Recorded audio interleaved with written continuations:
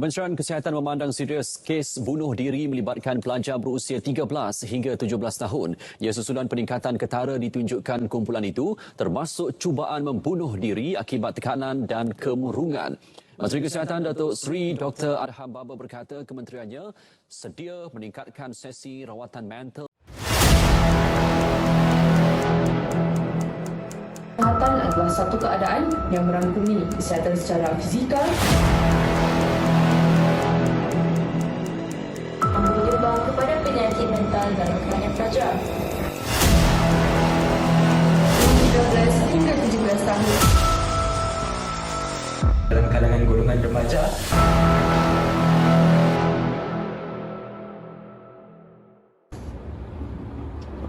Forum Remaja Stigma Kesihatan Mental. Forum Remaja Cakna Kesihatan Mental. Forum Remaja Tangani Kesihatan Mental. Forum Remaja Solusi Kesihatan Mental. Assalamualaikum warahmatullahi wabarakatuh. Yang dihormati Persan Hakim yang pastinya akan teraju kebenaran, ahli-ahli panel dan sudah pastinya akan gigih melontarkan idea dan sidang hadirin yang dihormati sekalian. Bersyukur kita kehadrat Ilahi kerana dengan limpah dan kurnianya dapat kita bersama-sama bersua dalam pertandingan Forum Remaja di pagi nirmala yang bening lagi ceria ini. Saya Aladamia binti Khazli akan bersama wakil hadirin sekalian bagi mempengerusikan Forum Remaja kita pada pagi ini. Hadirin sekalian, sebelum saya memperkenalkan ketiga-tiga ahli panel kita yang berintelektual tinggi ini, izinkan saya mengupas terlebih dahulu mauduk berbicara Forum Remaja kita pada pagi ini. Mauduk forum kita berkisarkan kesihatan awam, iaitu kesihatan mental dalam kalangan pelajar. Mengikut takrifan Pertubuhan Kesihatan Sedunia, kesihatan adalah satu keadaan yang merangkumi kesihatan secara fizikal, mental dan sosial.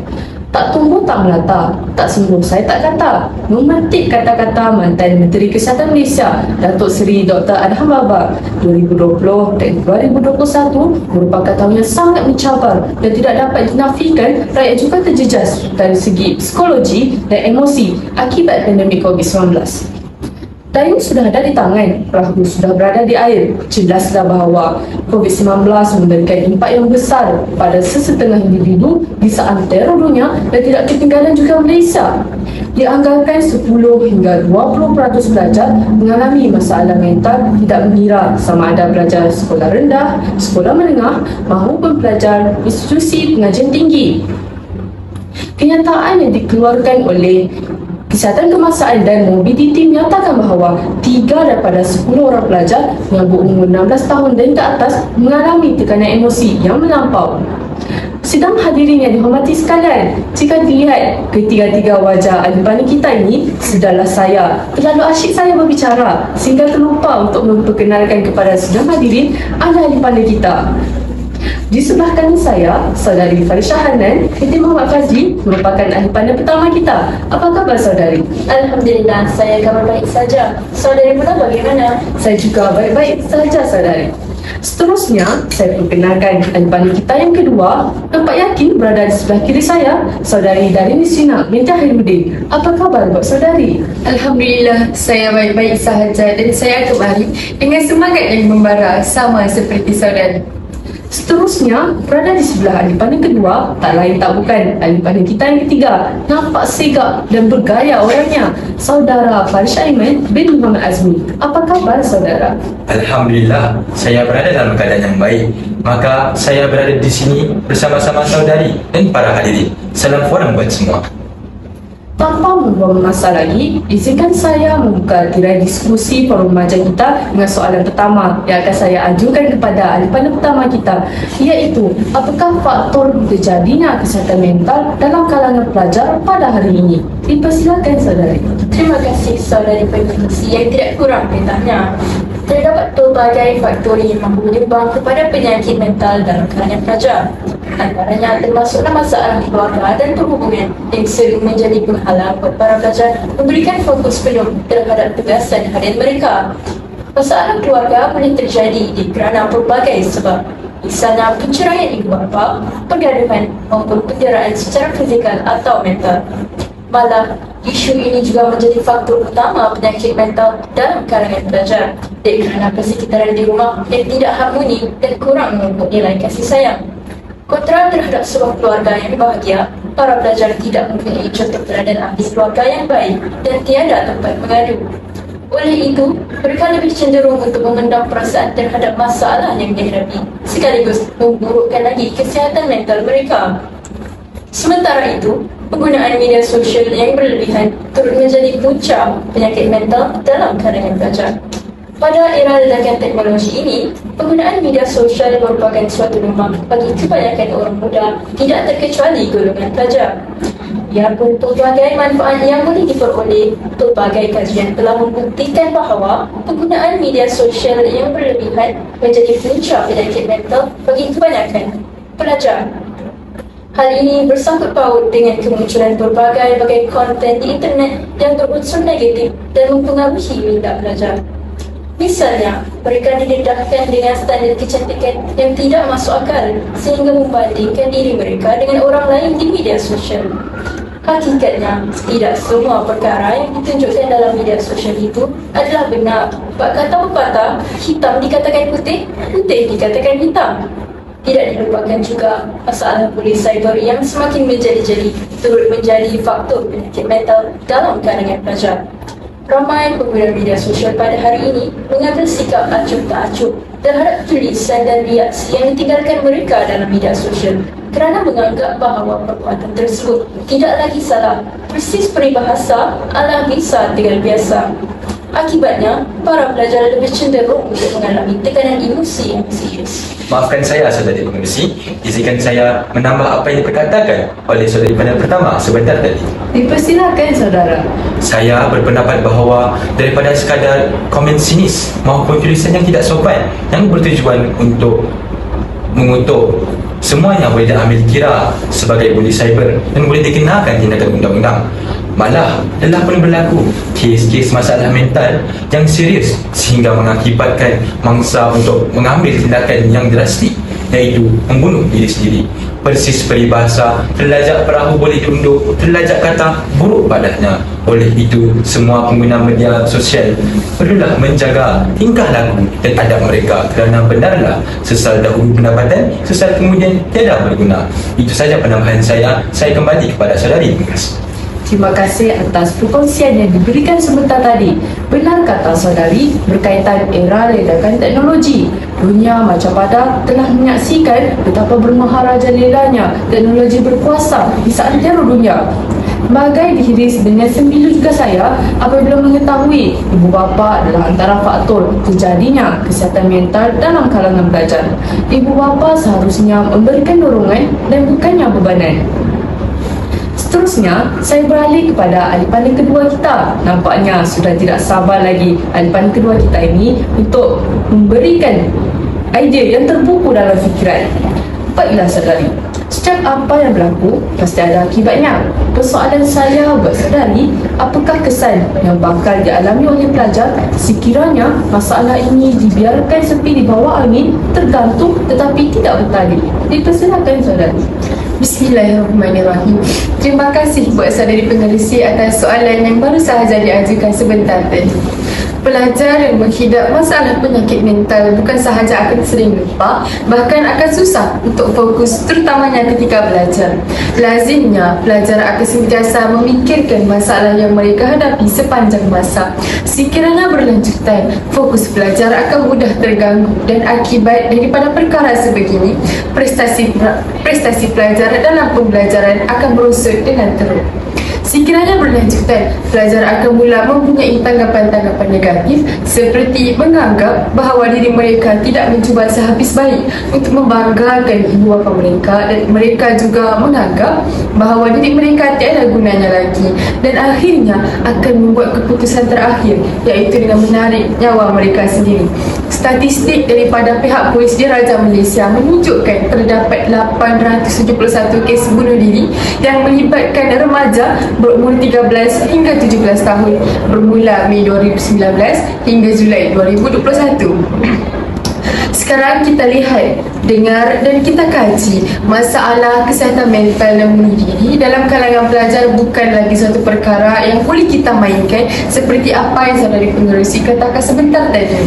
Jika kita telusuri dan kaji dengan lebih mendalam lagi, masalah kesihatan mental dan kes bunuh diri tidak akan menurun, bahkan akan meningkat saban tahun sekiranya tidak dibendung dengan segera. Kesan lain yang dapat kita lihat hasil daripada masalah kesihatan mental ialah dengan meningkatnya kes jenayah. Seperti yang kita tahu, masalah kesihatan mental akan menjadikan emosi seseorang kurang stabil dan akan menjadikan dirinya tidak berfikir dengan waras sebelum melakukan sesuatu tindakan. Walaupun hanya bergelar seorang pelajar, mereka tidak terlepas daripada belenggu masalah-masalah hidup seperti masalah dalam kewangan dan masalah pembelajaran. Jika kita imbas kembali pada 18 November 2021, seorang pelajar tingkatan 5 telah melakukan cubaan membunuh diri sejurus selepas habis peperiksaan. Dari peristiwa ini, kita dapat menilai bahawa mungkin pelajar tersebut mengalami tekanan akibat daripada harapan yang dipertaruhkan kepadanya yang terlalu tinggi. Bukan itu sahaja, pada 19 Oktober 2022, seorang remaja lelaki dibunuh secara tidak sengaja oleh kakaknya yang berumur 19 tahun. Hasil siasatan daripada pihak polis mendapati bahawa suspek bertindak dalam keadaan tidak sedar dan suspek masih lagi terperangkap dalam penjara tekanan hidupnya. Kesimpulannya, masalah kesihatan mental tidak sepatutnya dipandang serong ataupun diambil sambil lewat oleh masyarakat kerana peristiwa-peristiwa ini sudah tentunya akan terjadi. Masalah kesihatan mental yang kronik juga mampu untuk mendorong seseorang melakukan tindakan yang di luar jangkaan. Demikianlah penjelasan saya setakat ini dan kembali semula kepada saudari penerusi. Saya bersetuju dengan pendapat ahli panel kedua ini. Kesan bukan sesuatu yang boleh diambil sambil lewat. Cubit paha kanan, paha kiri juga terasa. Lebih-lebih lagi apabila masalah kesihatan mental menjadi asbab kepada meningkatnya kes bunuh diri dalam kalangan pelajar. Soalan saya buat ahli panel ketiga mungkin boleh merungkai segalanya, iaitu apakah langkah inisiatif yang boleh diambil mungkin bukan sahaja pelajar, bahkan yang menghadapinya juga bagi membendung masalah ini daripada terus berluasa. Dipersilakan saudara. Terima kasih saudari pengerusi. Dewasa ini dalam dunia yang berteknologi masih terdapat pelbagai masalah dalam kalangan golongan remaja yang dapat kita lihat dan dengar melalui media massa. Seperti yang diperkatakan oleh panel pertama sebentar tadi, remaja kebiasaannya mengalami stres ataupun tekanan akibat masalah keluarga, rakan sebaya ataupun pembelajaran. Ibu bapa perlulah memberikan sepenuh perhatian terhadap peningkatan umur remaja. Hal ini demikian kerana bagi mengelakkan mereka daripada terlibat dengan pelbagai masalah yang boleh meningkatkan tekanan dalam diri mereka. Bagi remaja yang mengalami stres atau tekanan pula, mereka boleh cuba meluahkan masalah mereka kepada orang yang boleh dipercayai. Ibu bapa merupakan orang yang paling terdekat dan rapat dengan diri remaja. Namun begitu, bagi setengah remaja pula, mereka lebih selesa untuk meluahkan masalah mereka kepada sahabat. Hal ini dikatakan kerana mereka percaya bahawa sahabat mereka lebih mengenali dan memahami diri mereka. Selain itu, remaja juga boleh berjumpa dengan kaunselor luar, guru kaunselor ataupun pemimpin rakan sebaya. Mereka akan cuba membantu dan mendengar dengan baik masalah yang remaja hadapi. Remaja juga tidak perlu risau apabila mereka berjumpa dengan kaunselor luar ini kerana masalah yang mereka luahkan adalah sulit. Golongan remaja dapat meneruskan pembelajaran mereka dengan lebih baik apabila mereka dapat meluahkan masalah mereka kepada seseorang dan ia juga dapat meringankan beban yang mereka alami. Inisiatif yang seterusnya ialah melakukan aktiviti yang berfaedah. Penglibatan diri dalam aktiviti seperti beriadah, bersenam atau melancong. Aktiviti kurikulum ataupun kemasyarakatan dapat menenangkan fikiran dan mengurangkan tekanan dalam diri mereka dengan baik. Bukan itu sahaja, remaja juga dapat berbakti dan merapatkan silaturahim dengan masyarakat sekeliling. Kesannya, apabila remaja dapat berfikir secara positif, sekaligus ia dapat mengelakkan diri remaja daripada melakukan perkara yang tidak diingini.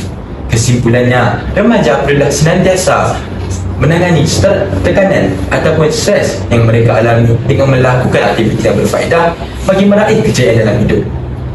Aktiviti kerohanian pula dapat menolong remaja untuk meraih jiwa yang lebih tenang dan tenteram. Masyarakat pula perlu bersama-sama menolong remaja yang menghadapi masalah ini bagi melahirkan generasi muda yang berwibawa, berintegriti dan juga berwawasan sejajar dengan falsafah pendidikan negara, iaitu bagi melahirkan insan yang sempurna dari segi emosi, jasmani, rohani dan juga intelektual. Itu saja pendapat saya tentang perkara ini.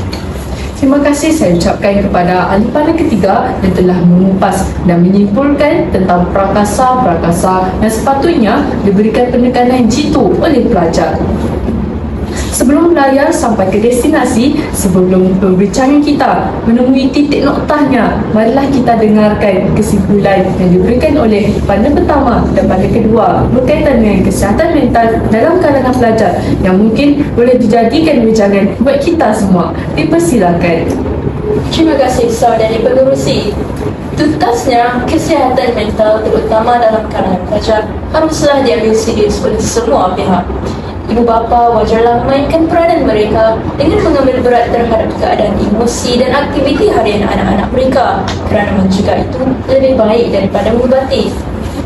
Faktor-faktor yang telah saya nyatakan terlebih dahulu haruslah diteliti supaya langkah intervensi dapat dilaksanakan. Masyarakat juga wajarlah mengambil berat terhadap isu ini supaya wujudnya kesedaran mengenai penjagaan kesihatan mental. Para pelajar merupakan pewaris yang akan meniti kemajuan negara pada suatu hari nanti. Oleh itu, golongan ini haruslah diberikan penekanan yang lebih bagi mempersiapkan diri mereka mengenai penjagaan kesihatan mental. Besar harapannya agar pelbagai pihak, termasuklah pihak kerajaan, institusi pendidikan maupun masyarakat sedia berganding bahu bagi membentuk para pelajar yang sihat dari segi mental dan fizikalnya.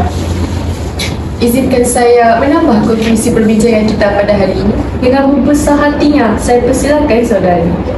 Impiannya, sebuah pihak seharusnya menggabung tenaga dan bersatu dalam membantu usaha menangani isu-isu yang berkaitan masalah kesihatan mental, khususnya dalam kalangan pelajar. Stigma-stigma negatif serta gurauan melampau tentang masalah kesihatan mental haruslah kita bantras dengan segera agar tidak berlakunya peristiwa-peristiwa yang sudah semestinya tidak kita ingini. Generasi pewaris negara, itulah frasa yang sering dituju oleh pihak kerajaan, khususnya kepada pihak beliau yang sudah semestinya menjadi pemangkin masa hadapan negara. Jelaslah di sini mereka perlu dipersiapkan bermula sekarang dari aspek mental dan sahsia bagi memastikan impian negara terlaksana dengan jayanya. Terima kasih saya ucapkan kepada ketiga-tiga ahli panel kita kerana sudi menyampaikan pendapat masing-masing. Demikianlah perbincangan kita berkaitan kesihatan mental dalam kalangan pelajar.